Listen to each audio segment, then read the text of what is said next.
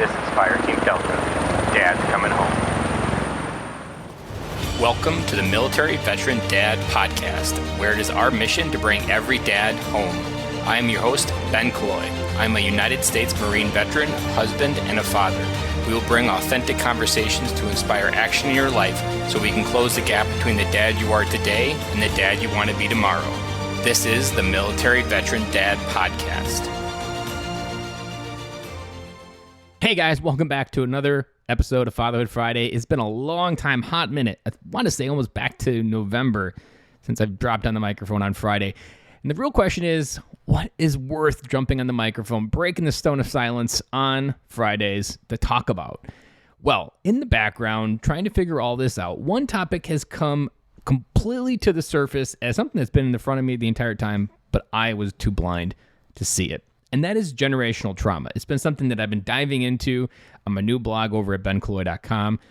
Go check it out, blogging every day, channeling these inner thoughts from the podcast into there, blogging and talking about those blogs and new topics over on the Business of Fatherhood. So lots of new content coming out, just not dropping it here on Fatherhood Friday. But I wanted to drop it here to let you know what I've learned about generational trauma in just the 2 to 3 weeks that I've been diving into it. And really, more importantly, share a belief that I want to connect with you of. Maybe you've been resonating with things in this podcast, but maybe you haven't quite understood the language you need to understand of why you feel the way you feel. So today, on this unique opportunity for Fatherhood Friday, because this is a one-time event. This isn't something I'm going to keep bringing back yet. I'm not ready to bring back Fatherhood Fridays yet. But I needed to come back on the microphone and share this outside of the interview shows. What do I need to share?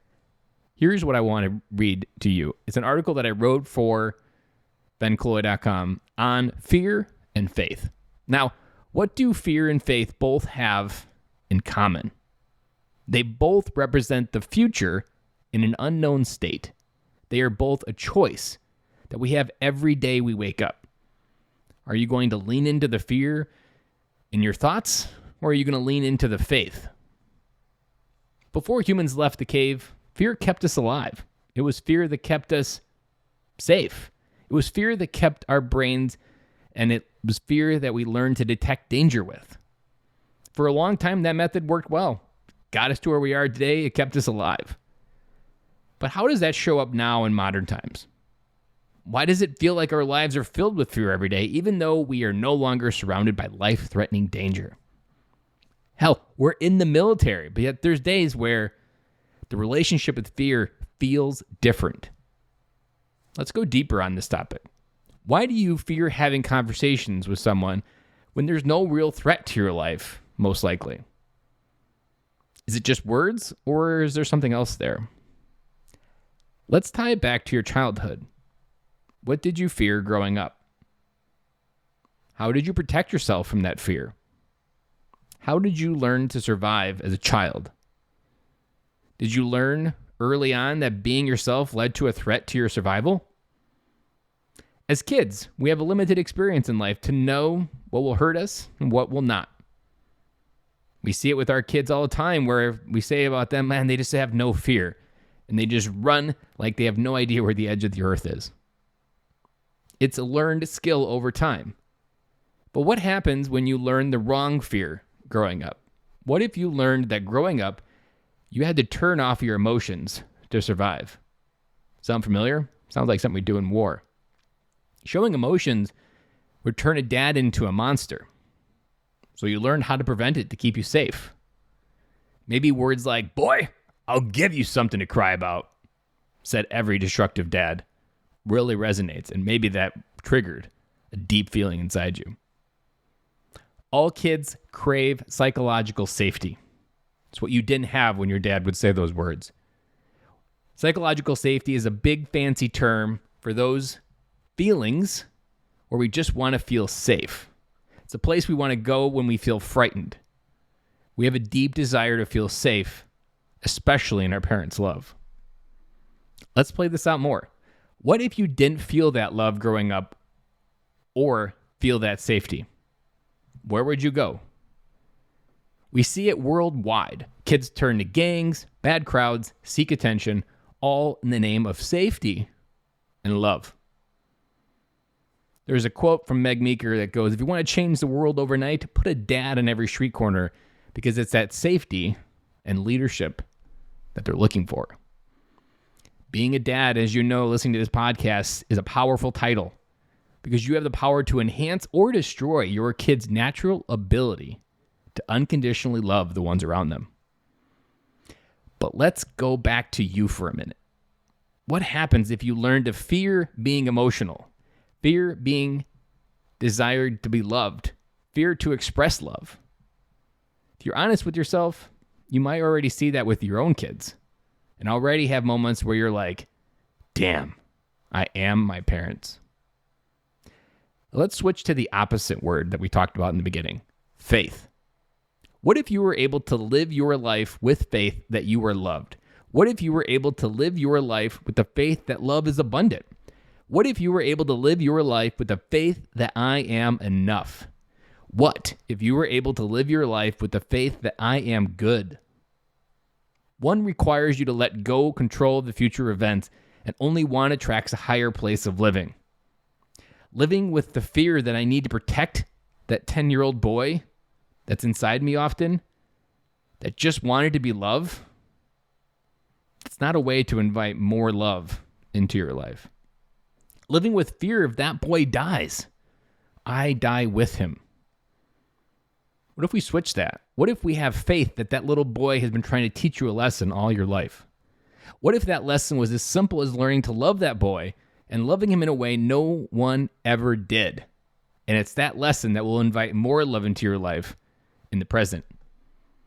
I have faith that you are learning to love that boy unconditionally will allow you to become the man you were created to be and love yourself unconditionally and everyone in your life. I have faith that you will break the cycle of this trauma. I have faith that today good will come into your life.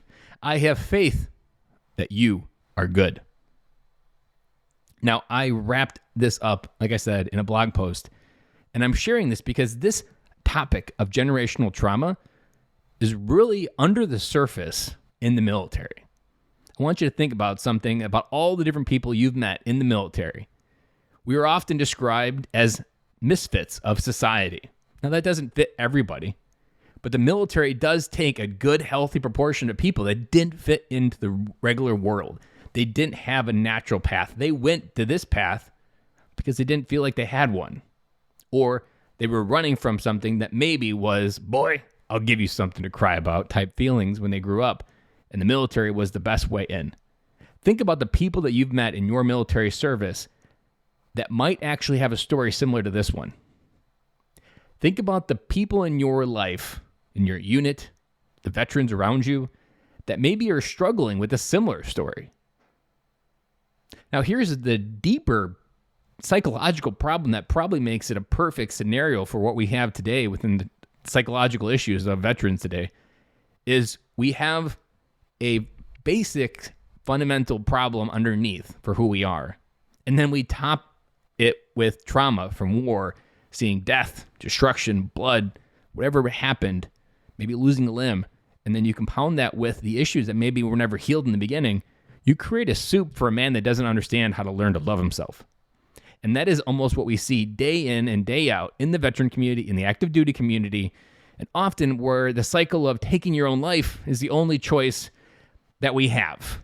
And it's that choice that we make every single day to walk through this, to break the cycle, to not give up. That is something else that I've really dove into back in December. Something that came really to the surface of my life is developing a never quit mindset. Because here's the truth. When you take your own life, that's exactly what you're fucking doing. You're quitting. And when I say it that way, which most people don't, most people would say, I'm not a fucking quitter. Well, then don't fucking quit. Break the cycle. Do the hard work that you need to do to acknowledge the cycle, understand it. Learn to love that little boy if he is the one inside you. Learn to love the people in your life. Learn to love your kids around you, because all they want is a dad that's going to keep them safe and is going to remind them that they're enough. I already know you are enough. How will you cultivate those thoughts in your life going forward. If this really kicked you in the nuts, and I hope it did because I designed it to kick you in the nuts, if you were this man, because this man is the one out there denying himself the ability to keep growing, denying himself the permission he needs to grow, to be a better dad, to come home to his family. Break the cycle. Do not let another statistic of a kid growing up without a father, either through his taking his own life or just choosing not to be there because he couldn't figure out how to love himself.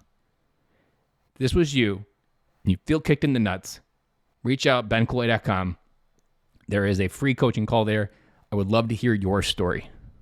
I would love to have faith and give you that faith and reminder that you are good and that good will come into your life today. And that good could change the world if you allow it. Have faith. That is my message. That was what was worth jumping back in the microphone for Fatherhood Friday. Have an amazing week. And of course, I'll be back with you guys again on Monday.